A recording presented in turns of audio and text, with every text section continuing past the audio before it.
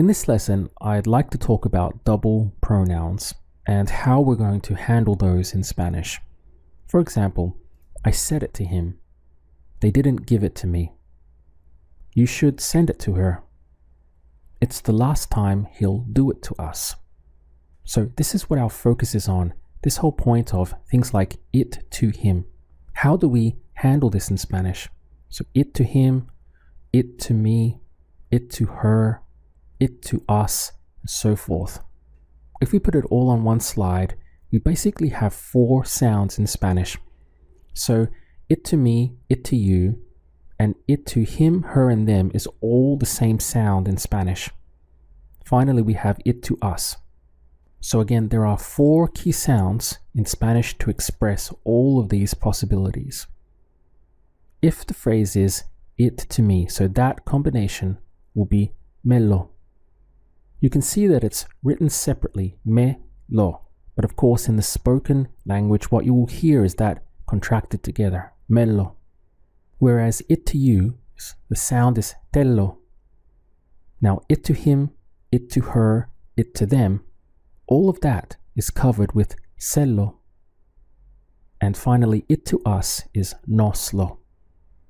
Now if you try to think this out in a literal sense from English into Spanish, you're going to get very confused very quickly. So instead, whenever you come across it to me, you go straight to the sound of me lo. You don't think or overthink it any more than that. It to you, te lo. Se lo and nos lo. Again, let's put that on one slide. So our sounds are me lo, te lo, se lo, and nos lo. Go up and down that list a few times to get familiar with those sounds. Now let's practice using them with the verb. So the verb to send can be either mandar or enviar. For these examples, we'll stick with mandar. So first of all, let's say we want to go into the conjugation of he sent. So this is the past. So mandar would go to what for he sent? Well, we would cut off the ending, the AR, and replace it with an O and an accent. So mandó would be he sent, she sent, or it sent. Mandó. Now how would you say he sent me? Me mandó. Now we want to make the leap into he sent it to me. We know that it to me, immediately we go to the sound of me lo. So we don't try to do a literal translation because we're going to get very confused. Simply go to the sound of me lo. So instead of having me mandó, so to me he sent, or he sent me, instead this goes to me lo mandó. He sent it to me, so it to me he sent, me lo mandó. How would you say he sent it to me yesterday? Me lo mandó ayer. The same thing happens if we switch into the it to you. So he sent it to you. What is the sound of it to you? Te lo. So again, to express he sent it to you, how would you say that? Te lo mandó. Notice that the verb is conjugated, so our pronouns are coming up front instead of being added on to the end, as they would be if we were doing something in modal verb structure.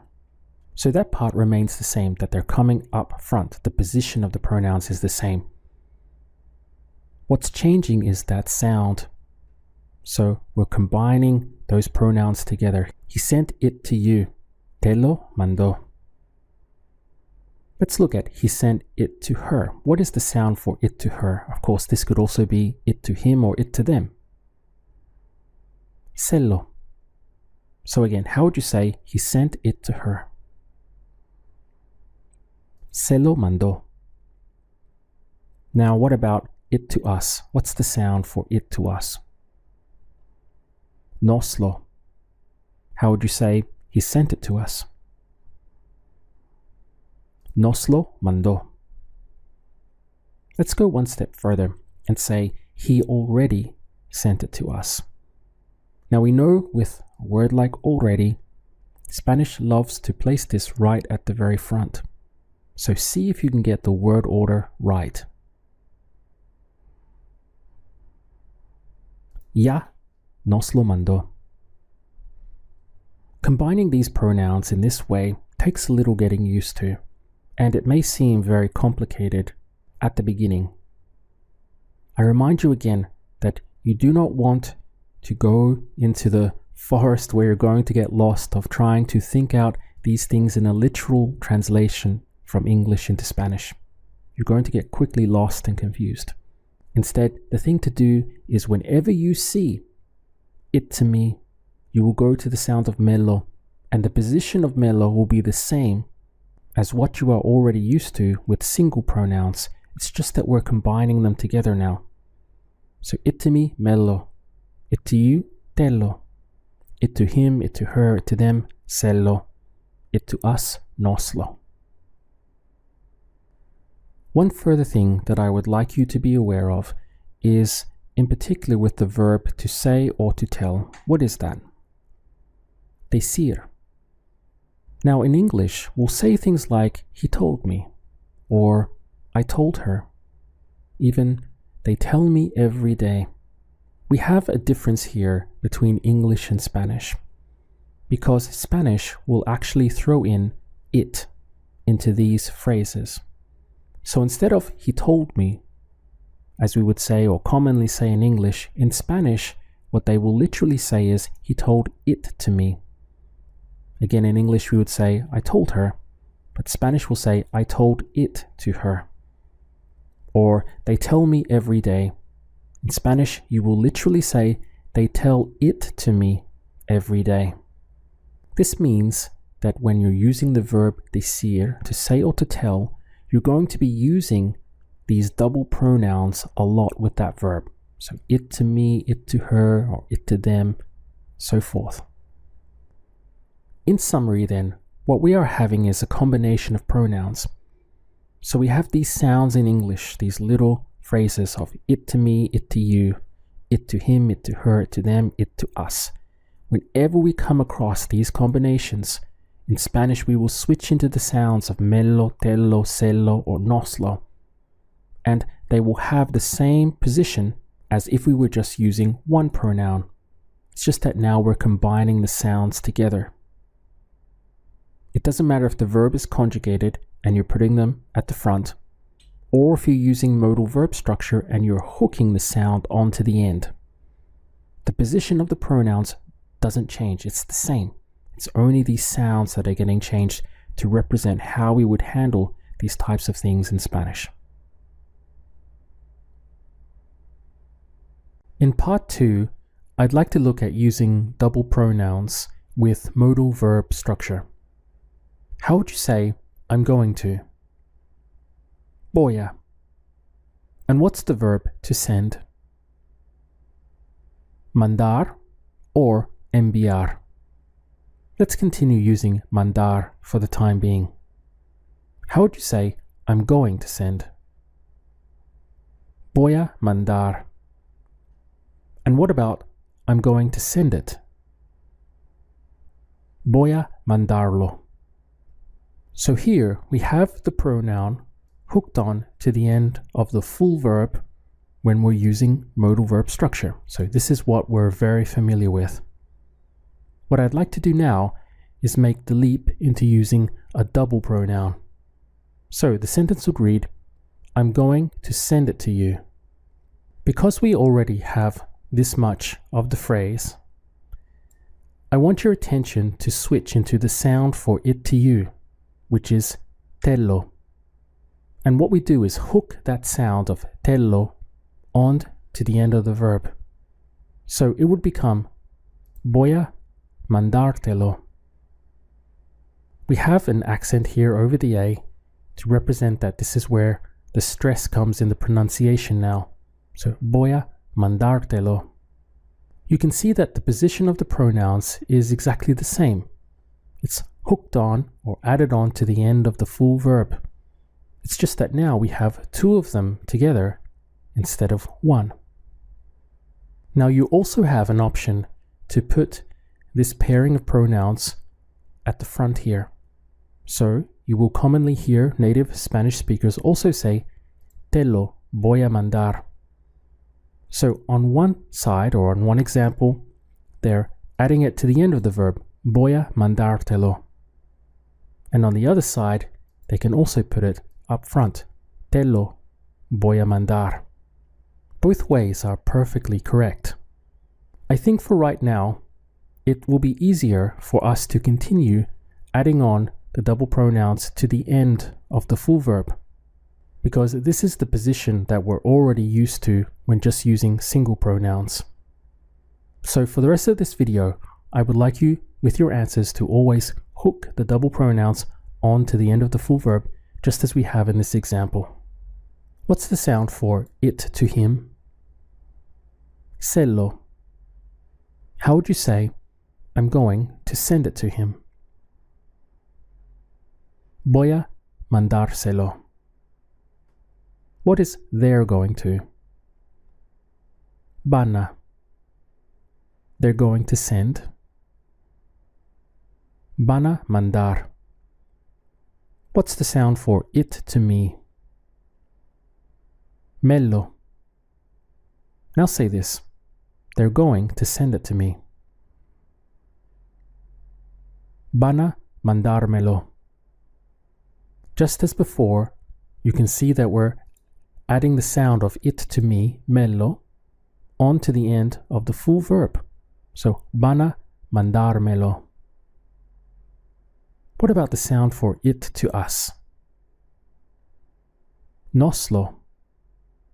They're going to send it to us. Van a mandárnoslo.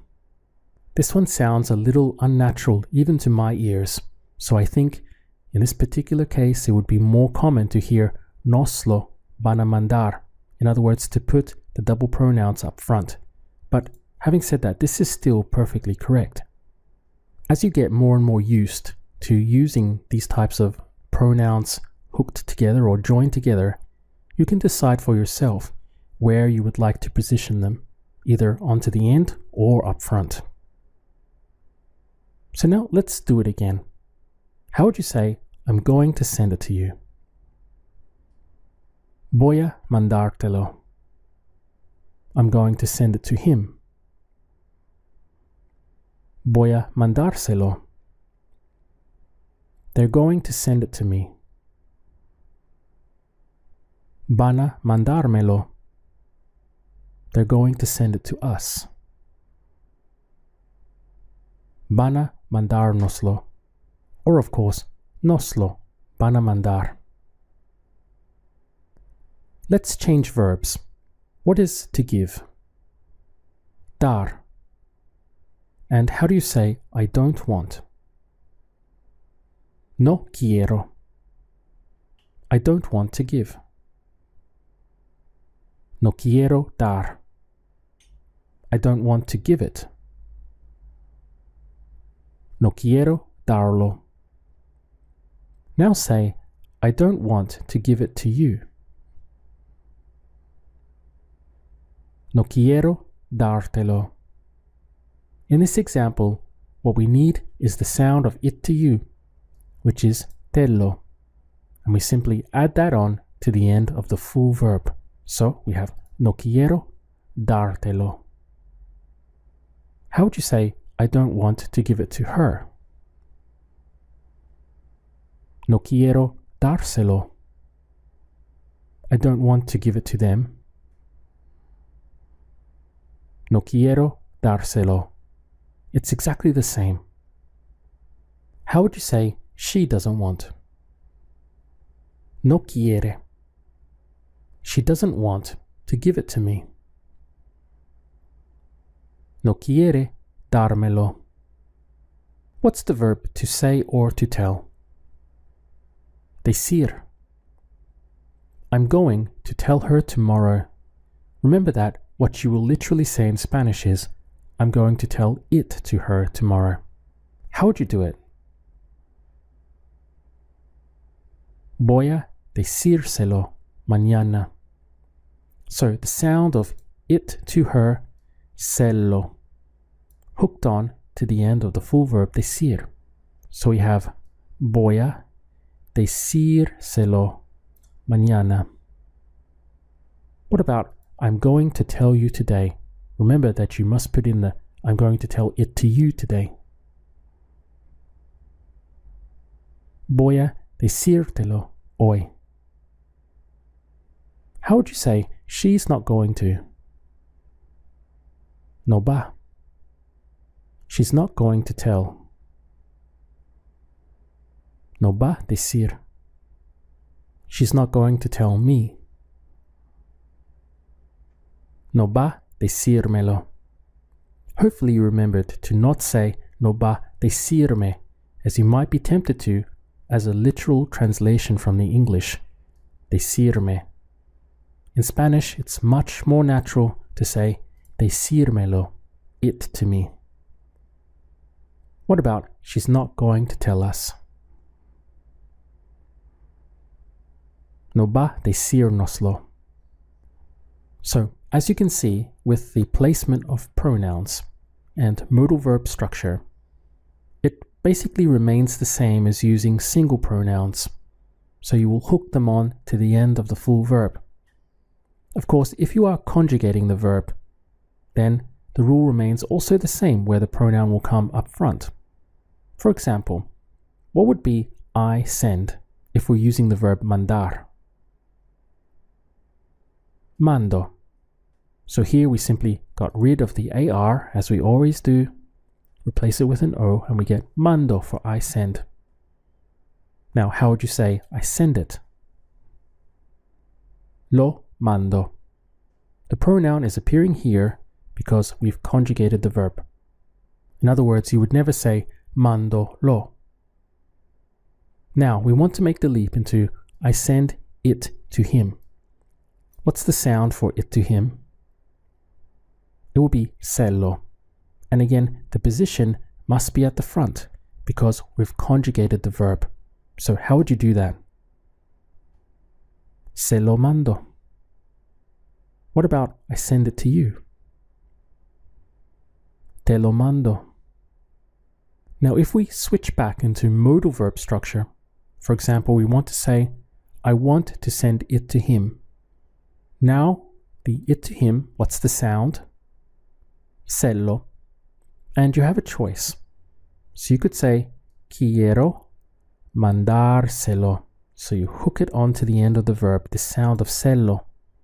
Or you could also put it way up front. So, selo quiero mandar. Either way is correct. Ideally, you should pick one way and stick to it until you feel fully comfortable where you could switch between the two placements at will.